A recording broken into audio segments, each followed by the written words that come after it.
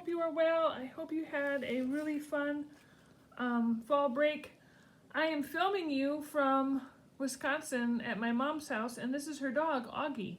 And because I can't flip my camera around all the time, I am filming him because I think he's super cute, and you've seen me enough for right now. And I need to be able to show you how to create the salt dough. Well, not the salt dough, the air dry clay, sorry. Anyway, we are gonna make some air dry clay today and have some fun with that.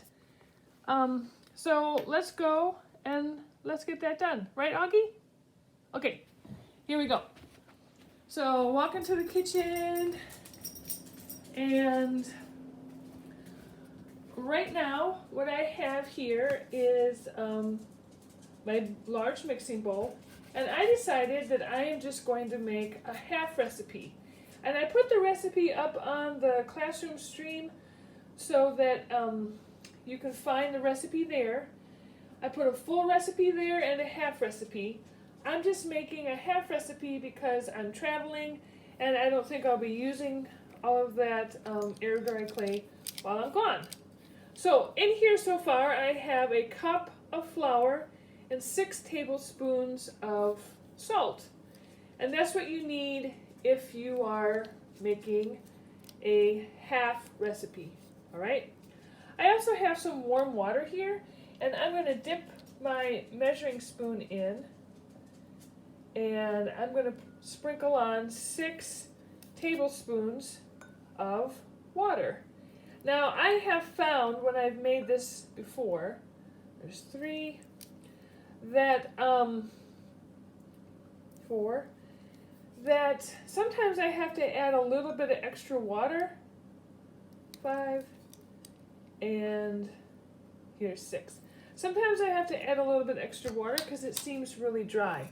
When you mix it, you really want to make sure you have a nice plasticity feeling to it, so it's nice and stretchy. And friends, you can use a spoon to mix it, but you know what I like to do?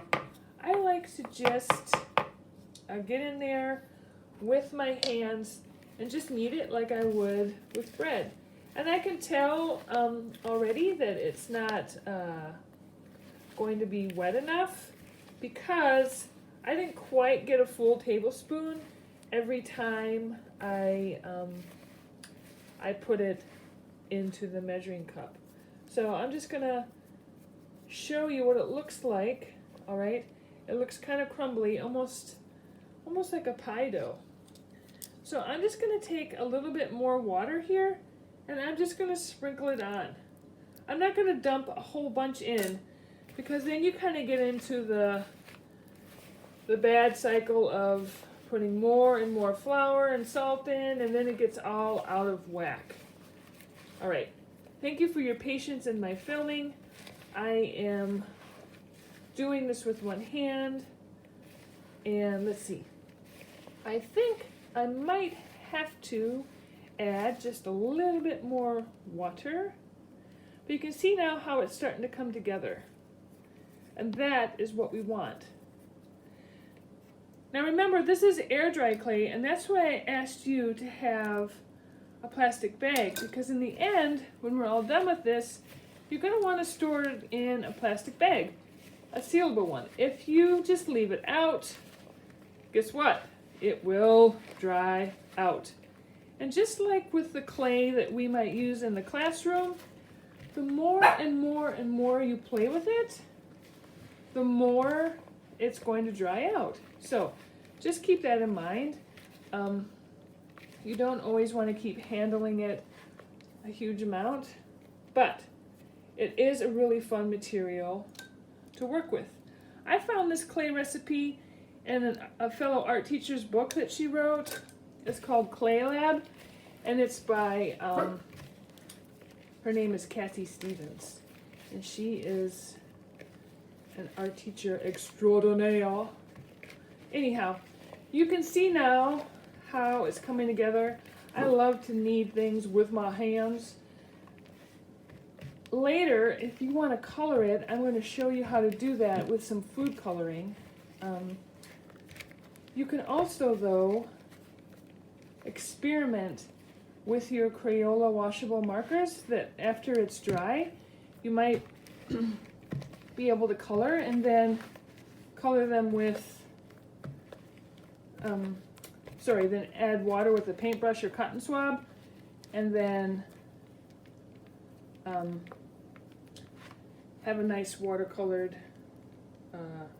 object. Now, I want you to see this. So it's getting there, all right? It has some good texture, all right? But I am now gonna just add a wee amount of water. So if you can just see, I just have a little bit in there, and this is where you can really go bad quickly, right? You don't want it too soggy, because then you can't really do anything with it. Now, you can let whatever you create dry, all right? Just out, and that probably will take a week or so depending on what you're going to create. Or you can put it in a very low oven, like 175 or 200, and just check it like every 20 minutes or so to see if it's drying out, or just to kind of give it a head start on drying, all right? But you want to have it completely dry whenever you decide, or if you decide you're going to paint it. So this clay is now pretty good to go. I might add a little bit more water to it, but you can see it's a pretty good consistency, all right? It's a little bit more gummy than a pie dough,